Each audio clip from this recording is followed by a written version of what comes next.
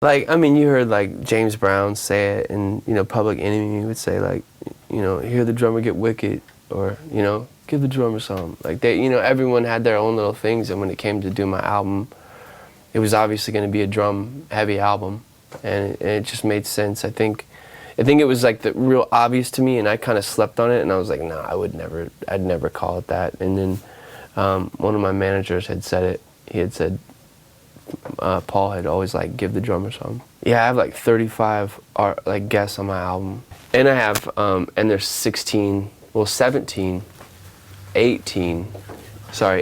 artists total that did artwork for my album. Like, I had a piece of art created for every record, every song on the album, and then Pusshead did my album cover, and then Used to Grow did another piece of the album.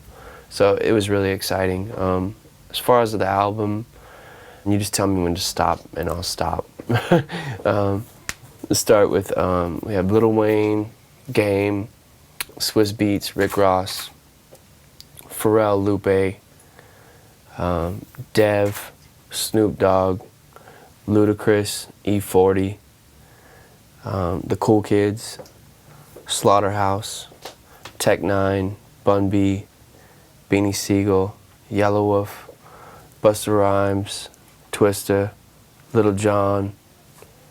It definitely evolved. It started with that Soulja Boy remix, and I would, labels would hit me up, or an artist would hit me up, or I would hit up the artist if I really liked the song.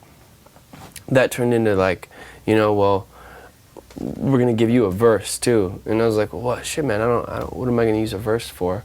But I hadn't created any original tracks at the time. So fast forward, this is going on for a while. I'm doing remixes for a couple years. That was like my main project, along with playing with DJ AM at the time. And then I had all these records that I was accumulating besides all my remixes. And then, the idea originally was to do a remix album, which led to give the remixes away for free, or let them, the artists sell them on iTunes, and I go make an album with original tracks, So that's what happened. I used, I basically had all my friends or people that I knew in the industry, or that I had played for, whether it be for whatever reason, and asked them, in return, they just be on my album, and that's how it panned out. It was really, really, really fun, because I've been a huge fan, of a lot of these, artists that I have on my album forever. So it was a big, I don't know, just cool time in my life for me,